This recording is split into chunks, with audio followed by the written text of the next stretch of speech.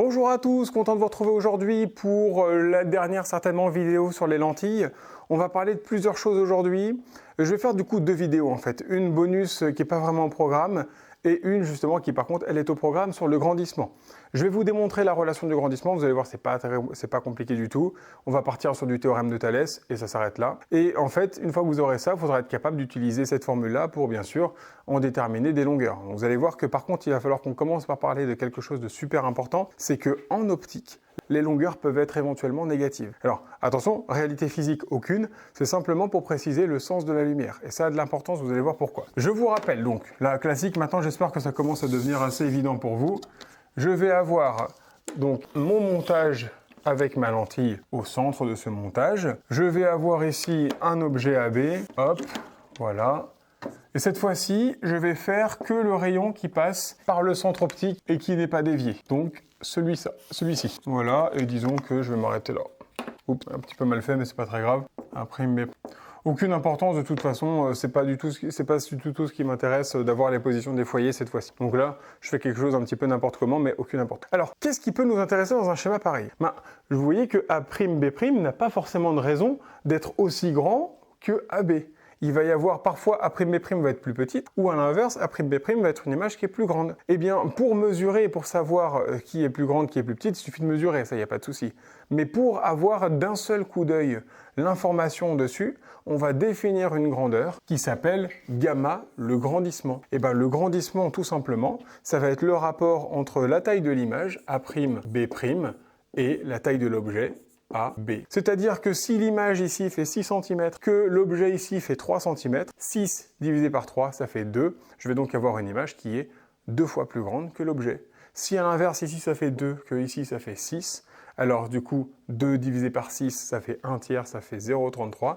Ça veut dire que l'image est 0,33 fois la taille de AB. Ou dit autrement, que AB est 3 fois plus grande que A'B'. Voilà à quoi ça sert le grandissement. Vous savez du coup d'un coup si votre image est plus grande que l'objet ou à l'inverse plus petite. Maintenant, il y a quelque chose qu'il faut que je vous dise. En optique, quand vous vous déplacez, alors ça c'est quelque chose qui est choisi dans un exercice par exemple, automatiquement, soit qu'on vous demande de choisir, soit qu'on prend de façon logique. En fait, les 3/4 du temps, quand je me déplace de gauche à droite, c'est-à-dire dans le sens de propagation de la lumière, eh bien je vais compter ça positivement. Quand je me déplace vers le haut, je vais compter ça positivement. Vous avez donc bien compris, si je me déplace vers la gauche, je vais compter ça négativement, et vers le bas, négativement. Alors si vous regardez bien, A'B' va vers le bas, A'B' va vers le bas, AB va vers le haut. Et en fait, j'ai mis des petites barres ici, là. Ces barres ici, elles sont là pour préciser qu'on va parler de longueur algébrique. Longueur algébrique, ça veut simplement dire que ces longueurs peuvent être négatives, c'est tout. Et qu'elles seront négatives à partir du moment où elles sont prises vers la gauche ou vers le bas. A'B' étant négative, étant vers le bas, elle est négative. Ce qui veut dire que ce que je vous disais tout à l'heure, si ça fait 6 cm et que ça fait 3 cm, je ne vais pas faire 6 divisé par 3, mais je vais faire moins 6 divisé par 3. Ce qui veut dire que le grandissement sera égal à moins 2. Ça n'a pas d'unité le grandissement, puisque c'est un rapport de 2 longueurs. Et moins 2, ça veut dire que l'image sera 2 fois plus grande, mais renversée par rapport à l'objet. Alors il se trouve qu'en seconde, en fait, le grandissement sera tout le temps négatif. Pour un schéma que vous devrez faire. Si par contre, on vous donne des longueurs, etc., qu'on vous demande de calculer, potentiellement, le gamma peut être positif. Ça peut arriver, bien sûr. Mais dans les cas classiques de seconde, c'est-à-dire avec des objets qui sont plus loin que F, c'est-à-dire le foyer focal objet, eh bien dans ce cas-là, vous aurez toujours un grandissement négatif, quoi qu'il arrive. Mais après, celui-ci peut bien sûr être égal à moins 0,6. Donc, si votre nombre ici est strictement en norme, c'est-à-dire en valeur absolue, plus grand que 1, alors dans ce cas-là, vous allez avoir un grandissement. S'il est entre 0 et 1, alors vous allez avoir un rétrécissement. Et j'entends par valeur absolue, c'est ça qu'il faut bien comprendre, si je suis égal à 2, je suis 2 fois plus grand, si je suis égal à moins 2, je suis aussi 2 fois plus grand. Je suis juste renversé. Si je suis égal à 0,5, je fais la moitié, mon image fait la moitié de AB. Si je suis égal à moins 0,5, mon image fait encore une fois la moitié de AB, mais renversée. Voilà ce que ça veut dire. Alors une fois que ça c'est compris, eh bien c'est bien beau d'avoir une relation entre A'B' et AB, mais en fait on peut avoir une autre relation. On peut avoir une relation avec OA et OA'. Certains peut-être d'entre vous l'auront peut-être déjà vu. Est-ce que vous reconnaissez les triangles papillons du théorème de Thalès? Dans le théorème de Thalès classique qu'on vous apprend au collège, vous avez ça, vous avez le triangle, ici avec un plus petit triangle, une réduction du triangle dans le plus grand triangle. Le théorème de Thalès n'est rien d'autre qu'un théorème de réduction finalement. Et donc, si là je mets O, je mets A, je mets A', là je mets B et là je mets B', eh bien vous allez avoir petite longueur sur grande longueur égale petite longueur sur grande longueur égale petit segment AB sur grand segment A', B'. Ça, j'espère que ça vous parle, c'est le théorème de Thalès dans le triangle du coup classique où j'ai deux triangles l'un dans l'autre. Mais cette situation-là est aussi le théorème de Thalès. Pourquoi ? Si ce triangle-là, plutôt que de le mettre dedans, je fais ça, une symétrie. Je le mets comme ça, ici. Donc, c'est-à-dire que je vais avoir mon triangle classique, et ce triangle-là, je le retourne et je le mets là. Est-ce que c'est pas ce que j'ai typiquement ici ? Eh bien, si. Alors, c'est juste que je l'ai mal fait là, mais c'est bien droit. Hein. Ça, c'est censé être perpendiculaire à l'axe optique. Eh bien, du coup, je vais pouvoir avoir un théorème de Thalès là-dedans aussi. Et ce théorème de Thalès, c'est pas très difficile. Vous faites dans le sens que vous voulez, mais je vous conseille le sens suivant. De ce côté-là, divisé par ce côté-là, à chaque fois. Pourquoi ? Pour retrouver justement mon gamma, mais les deux seraient possibles. Donc ça va faire OA' divisé par OA est égal à OB' divisé par OB. Et après, vous enlevez les O, et ça fait donc A'B' sur AB. Sinon, évidemment, on continue à droite, A', on voit plus, A'B' sur AB, tout simplement. Et en fait, du coup, la bonne nouvelle, c'est que ce théorème de Thalès, pourquoi il est intéressant ? Parce que A'B' sur AB, on vient de le voir, c'est égal à quoi ? C'est égal à gamma. Ça, c'est une bonne nouvelle. Alors, et donc cette fois-ci, le théorème de Thalès, normalement, c'est un théorème qui utilise que des longueurs. On peut extrapoler et dire, du coup, mettre ces grandeurs algébriques ici, pour avoir, cette fois-ci, des grandeurs algébriques. Et ces grandeurs algébriques qui sont là vont m'intéresser parce qu'en fait, finalement, ça me permet évidemment d'avoir la définition même de gamma. Honnêtement, même si c'était pas algébrique, ça poserait pas de problème particulièrement. C'est juste qu'il faudrait se poser la question, est-ce que mon gamma est bien positif ? Parce que vous aurez du coup quelque chose de positif. Est-ce que mon gamma était bien positif ou négatif ? Ça, faudrait le retrouver après derrière. Mais voilà le principe. Une fois que vous avez ça, alors c'est maintenant où ça devient intéressant et peut-être un petit peu plus compliqué, mais vous allez voir, rien de méchant non plus quand même. Donc là, j'ai j'ai trois égalités, pardon. Ce qui veut dire que du coup, je peux en déduire plusieurs formules. Les trois quarts du temps, qu'on soit bien d'accord, cette partie-là ne nous intéresse pas. Pourquoi ? Parce que expérimentalement, ce n'est pas quelque chose que je peux mesurer. Et donc du coup, c'est pas quelque chose qui nous intéresse beaucoup. Je dis pas que c'est jamais intéressant, mais quand même souvent, ce qui nous intéresse le plus, c'est ça et ça. Du coup, si je vous réécris la formule, je vais avoir OA' sur OA est égal à A'B' sur AB. Et donc du coup, est égal à gamma, pardon. Et donc en fait, grâce à ça, je vais pouvoir avoir deux formules. Même trois formules en fait. Je vais avoir OA' sur OA est égal à A'B' sur AB. Je vais avoir gamma égale A'B' sur AB, mais ça c'était la définition même du gamma, donc rien de nouveau sous le soleil. Et la dernière, gamma égale OA' sur OA. Vous voyez bien qu'il ne faut pas apprendre ça par cœur.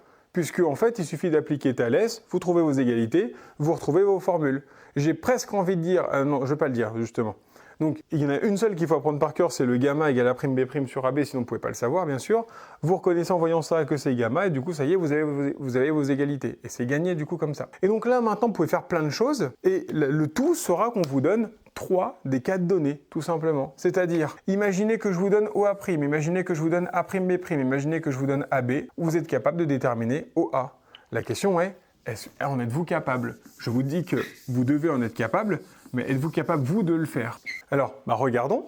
Donc, OA' sur OA égale A'B' sur AB. Ça, si vous regardez bien, c'est rien de plus qu'une relation de proportionnalité. C'est-à-dire que là, vous pouvez reconnaître éventuellement un produit en croix et rien d'autre. Ça veut dire que je peux aussi l'écrire OA' fois AB est égal à OA multiplié par A'B'. Vous voyez, c'est-à-dire ça fois ça égale ça fois ça, tout simplement. Et donc, une fois que vous avez ça, si vous voulez, je vous mets ça avec des chiffres, 2/6, c'est-à-dire 1/3, c'est égal à 1/3. Ça veut dire que du coup, 2 fois 3 doit être égal à 6 fois 1. Est-ce que c'est le cas ? Bien sûr que oui, c'est le cas. Relation de proportionnalité. Vous pouvez faire ça tout à fait. Donc, et une fois que vous avez ça, finalement, on se retrouve dans une situation toute bête qui vous fait peut-être repenser à N1 sinus I1 égale N2 sinus I2.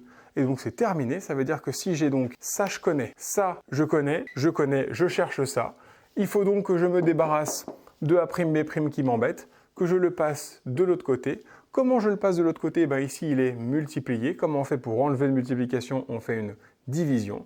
Je vais donc le passer ici à la division, A'B'. Et une fois que j'ai fait ça, je trouve OA. Ça, c'est égal à OA. Et donc, du coup, alors, chose intéressante, bien sûr, OA' est positif, AB est négatif, est positif aussi, donc ça fait positif. A'B' est négatif, ce qui veut donc dire que là, j'ai quelque chose de globalement positif. Ici, j'ai quelque chose de globalement négatif. Donc, vous allez voir que OA est globalement négatif. Est-ce que c'est normal que OA soit négatif? Bien sûr, parce que ça c'est O et ça c'est AB. OA va dans quel sens? Dans le sens vers la gauche. Est-ce que c'est positif? On avait dit que non. Donc tout va bien, ça marche bien sûr. Et donc OA' fois AB sur A'B', vous remplacez par les données que vous avez. Bien évidemment, vous mettez ça dans la même dimension, centimètre, centimètre, centimètre, ou mètre, mètre, mètre, peu importe, on s'en fiche. Mais vous mettez dans la même dimension et vous trouvez OA. Voilà comment faire un premier calcul, avec du coup cette relation de proportionnalité. Dans les deux autres cas, je vais vous montrer peut-être la petite astuce avec la pyramide, ce sera plus facile à comprendre pour vous. Très important pour retenir la méthode,